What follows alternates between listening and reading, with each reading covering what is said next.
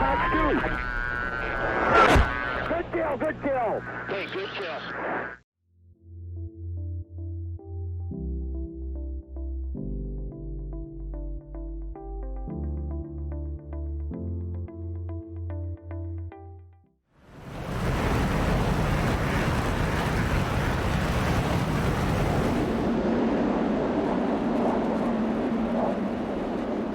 Hey guys, welcome back to another video. We are here in a somewhat modernized Mig-29.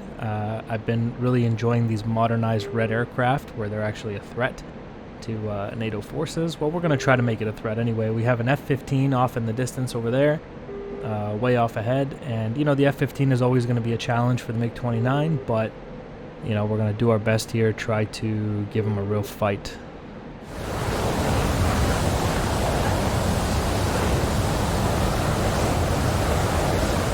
And we'll discuss the basic tactics of BVR and stuff in the TAC view after this video here. But basically you'll see me climbing. I'm about 4,000 meters here. And one of the bigger issues here is that the F-15 has a far superior radar to anything I have. We all know and love the F-15's radar.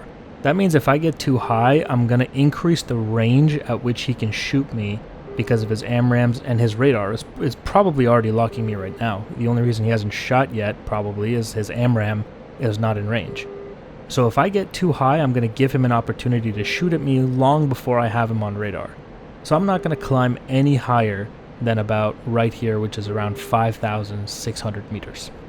And if you want to do the math on that, that's about 18,300 feet. Can't go much higher than that. If I go higher, I'm not going to see him on radar, and he's going to shoot at me first. So this is the max that I can do.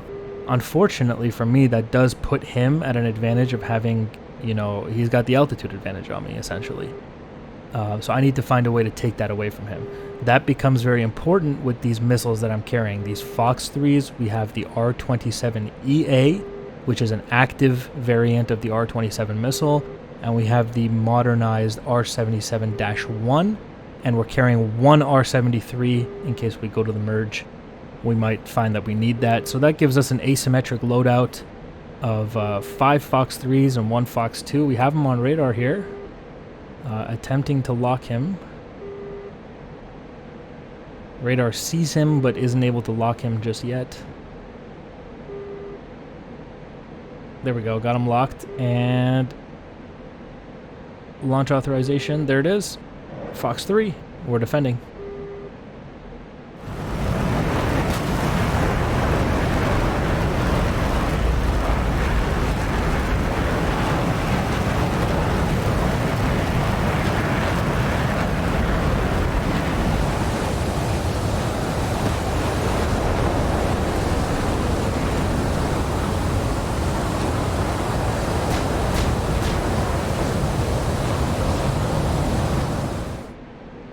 And, you know, we got our hands full here. That's an F-15 at the end of the day. It's going to be extremely difficult for a Mig-29 to kill an F-15.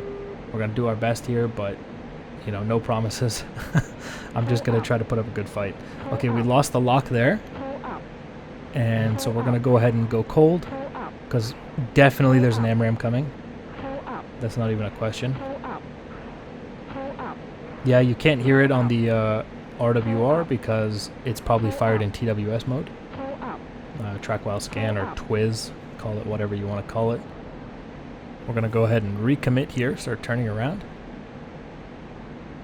My recommit times are going to be very important. If I spend too long defending, he's going to be able to capitalize on his advantages, and he's going to come and kill me. So we're going to have to stay on top of our game here when it comes to recommitting. You can see he's already recommitted on me. RWR says he's off the nose here. Fairly strong signal strength. So he's close-ish. There he is on radar. Nope, I lost him.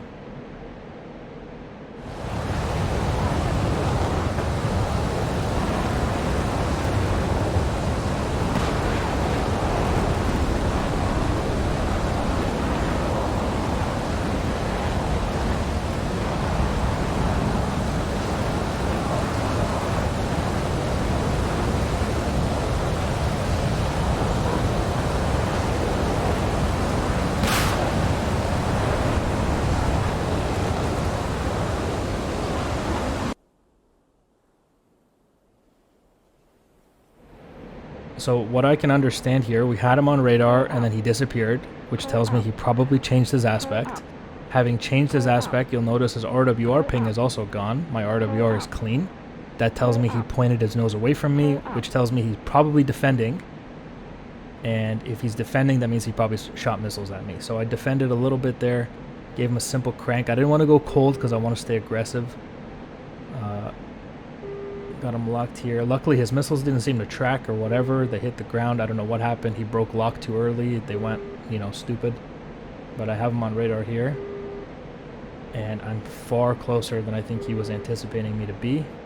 And we'll go ahead and shoot a Fox 3 here. And we're going to go ahead and start defending as well.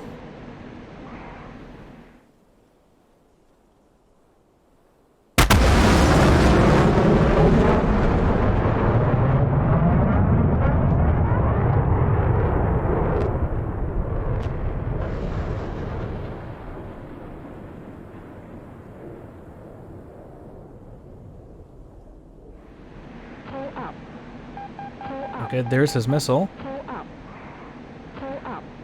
Go ahead and continue cold. Tremendously fast here. One of the big advantages of the Mig-29. I mean, maybe not an advantage. The F-15 is pretty fast too. But let's just say it's a nice feature of the Mig-29. The fact that it's so fast. Gonna go ahead and recommit here. He should be popping up on radar any second now. There he is. Got him, so he's nose hot.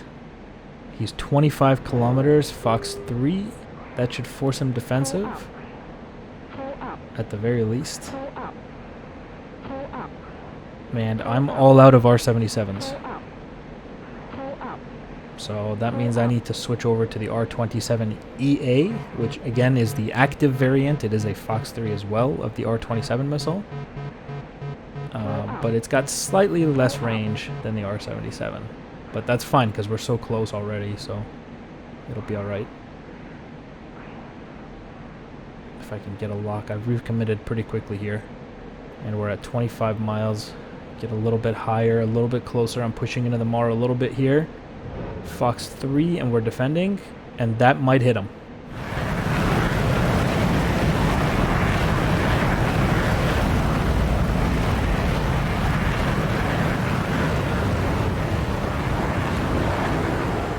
Okay, so I think I recommitted faster than him. So my missile is out. I might actually be out of the MAR before he shoots his missile. And if he stays in the MAR, he'll die because that missile's coming right for his face. Okay, we're defending. He definitely launched the missile.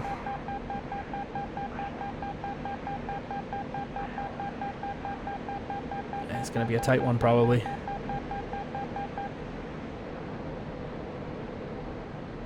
Well, I think we survived. I think we got him. Hey.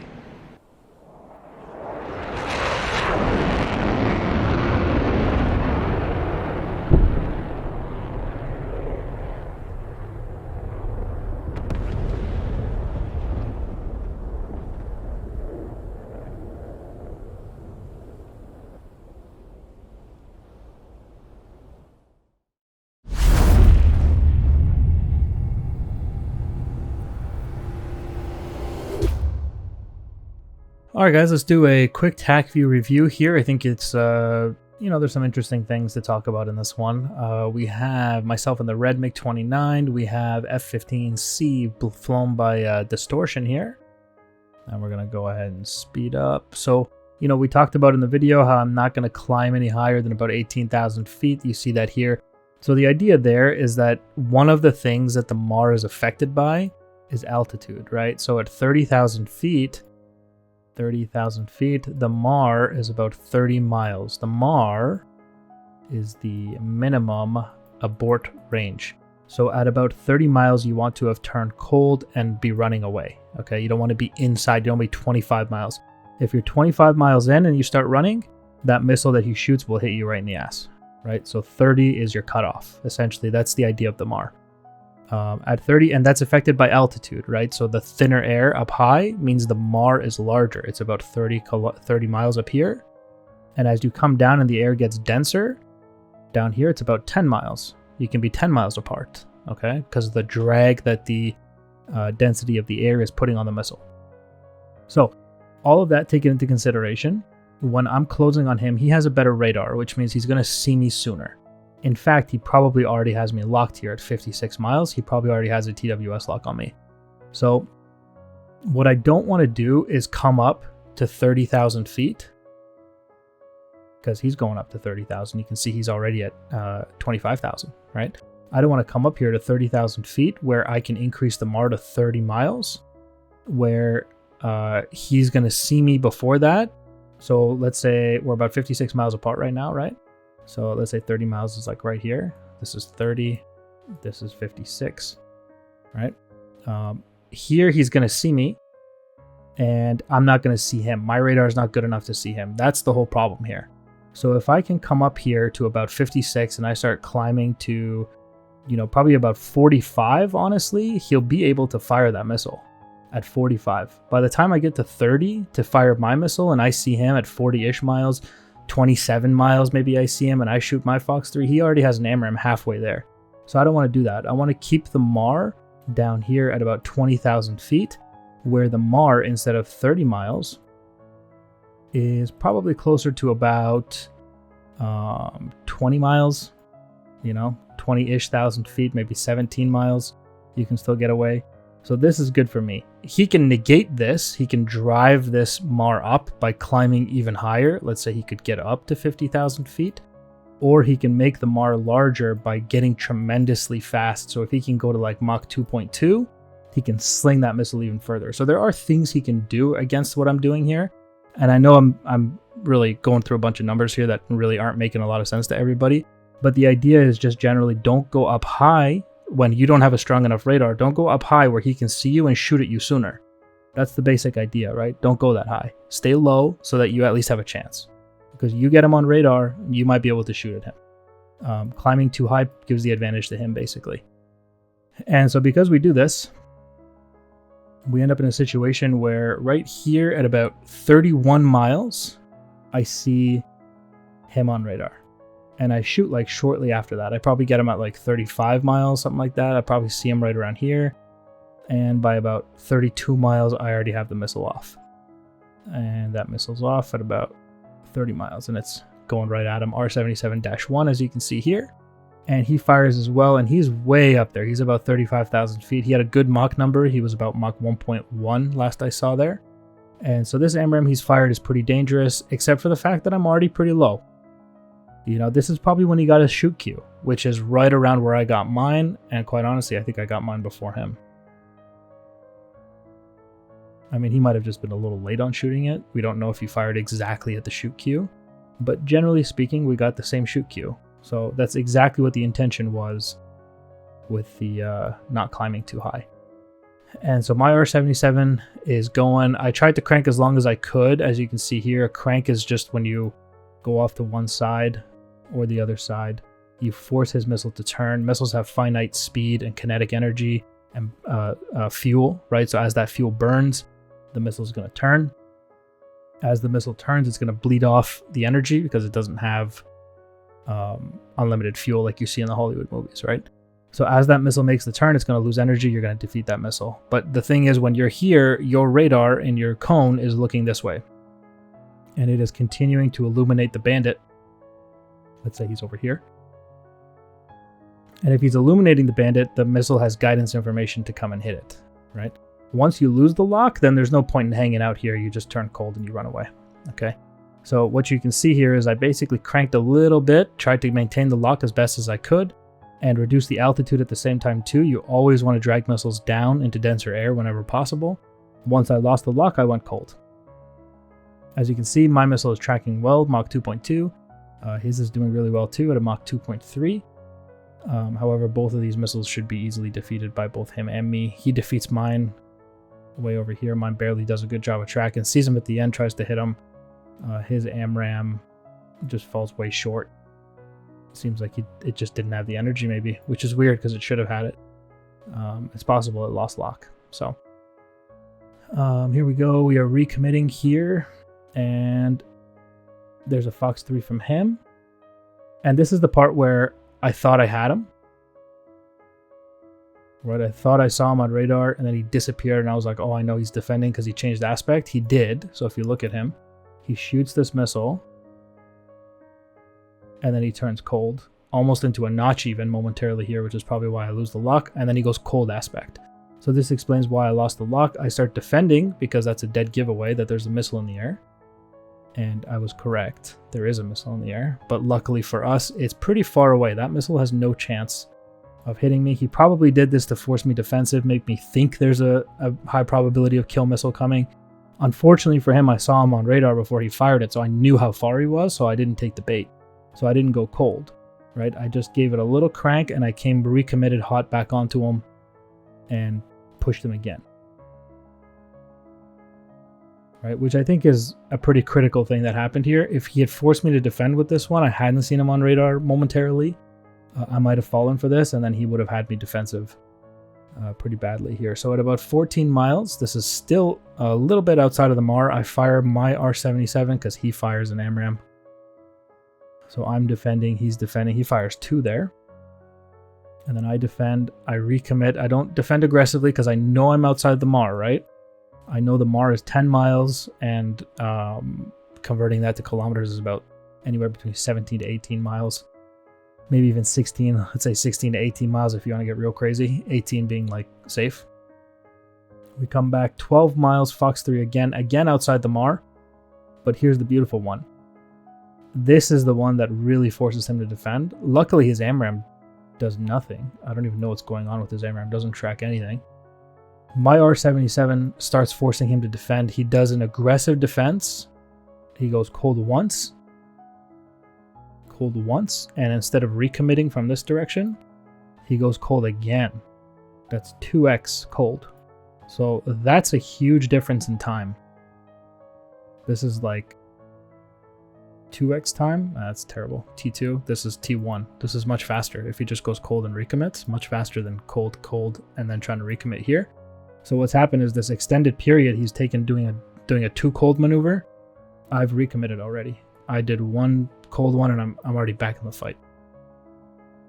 I've got my nose on. I've had my nose on for quite some time, and I'm now like 10, 11 miles, Fox 3, and I start defending.